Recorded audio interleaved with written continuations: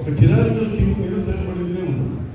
అంతేగాని it is not about stalking tension, it's not about stalking. ఆ aspect ఆయనలోకి తీసుకెళ్ళవచ్చు.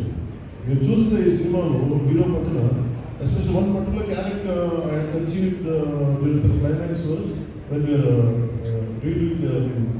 re-examining the screenplay. One is someone from I think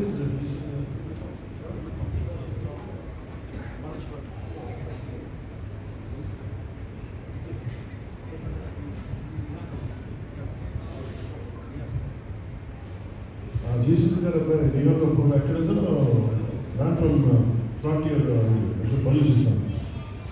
so అలాంటి క్యారెక్టర్స్ని తీసుకుంటే కనుక that particular character నేను అనుకున్నప్పుడు వాటిని ఇంక్లూడెడ్ అనుకున్నప్పుడు I have included that part is only from taking the inspiration from frontier కానీ ఆనంద్ కపూర్ కానీ పాటలు. ఇది సెకండ్ హాఫ్ చాలా ఎలాబరేట్గా ఉండేది, దానికోసం డిజైన్ చేసిన క్యారెక్టర్స్. ఫస్ట్ హాఫ్లో but later begin part 1 part 2 అయ్యేటప్పటికి ఆ డీటెయిల్స్ లేటర్ సెకండ్ పార్ట్లో వస్తాయి చెప్పేసి దాన్ని ఎక్కువ రివ్యూ చేయలేకపోయింది పార్ట్ 1.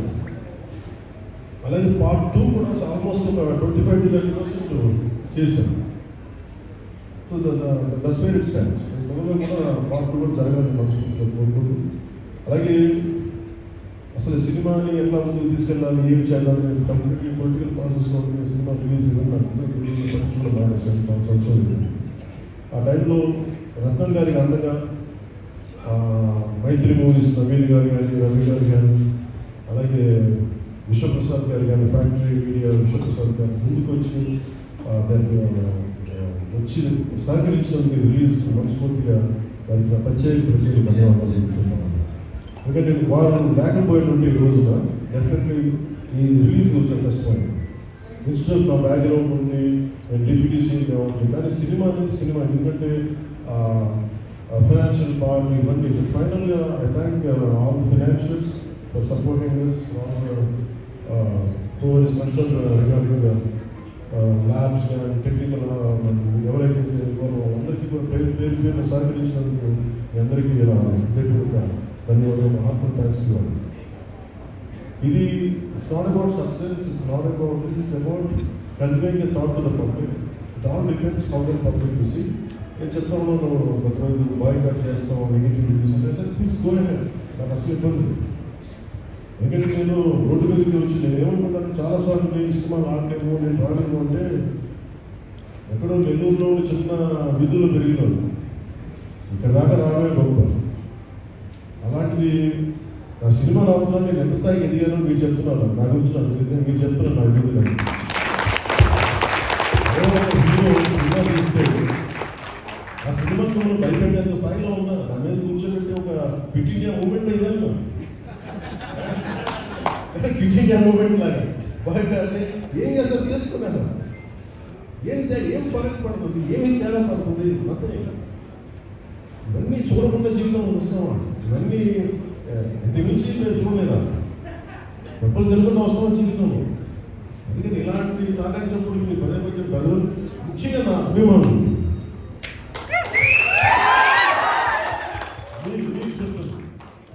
ఈ మాధ్యమాల ద్వారా, ప్రసార మాధ్యమాల ద్వారా, ఈ మీడియా మిగతా మీడియా సామాజిక మాధ్యమాల ద్వారా ఈరోజు నేను ఇంత బలంగా ఉన్నానంటే మీరు ఇచ్చిన బలమే.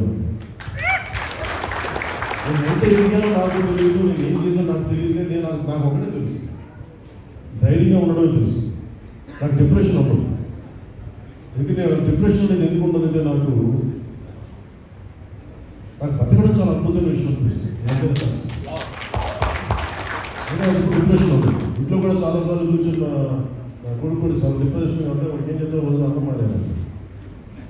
ఎందుకంటే డిప్రెషన్ ఇస్ ఆల్ క్రియేటెడ్. అలాగే సహజంగా ఏం చెప్తున్నారు, మీరు ఎలా చెప్తున్నారు సార్, మనల్ని వస్తున్న నుంచి నెగిటివ్గా మాట్లాడుతున్నారు అంటే నెగిటివ్గా మాట్లాడుతున్నారంటే మనం బలంగా ఉన్నాం అనుకుంటున్నాం. బలంగా ఉన్నప్పుడు మనకి నెగిటివిటీ ఉంటుంది. అలాగే ఔరంగజేబుని మాట్లాడగా చాలా మంది బాధలు కోపాలు వచ్చి రాజీ ఉన్నాడు.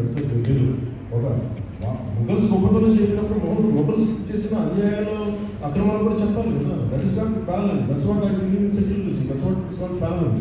అంతేగాని కన్వీనియంట్గా కూర్చొని ఔరంగజేబు ముగల్స్ ఏంటంటే అన్నప్పుడు ఓకే, ముగల్స్ ఆల్సో మీరు చెప్పండి.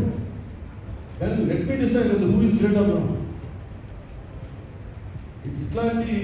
ఇలాంటివన్నీ నాకు అసలు సినిమా ఏంటంటే ఒకసారి సినిమా చేసిన biggest help more than success, more than the collections, more than the records, more than premiere shows. ఒక ప్రీమియర్ షోస్ అని చెప్తా ఉన్నప్పుడు నేను థౌసండ్స్ అకౌంట్ తెలియదు కానీ దాదాపు 30,000 కీపింగ్ ట్రాక్ ఆఫ్ యాక్టర్స్ పని అండ్ యాక్ట్ చేయడం కదా, కూర్చోబెట్టి కరెక్షన్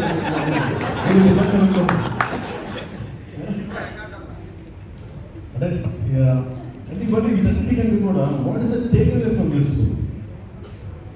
ఒక historical blunder made by Aurangzeb. It is a blotch it has become a civilizational wound in the hearts of every Indian.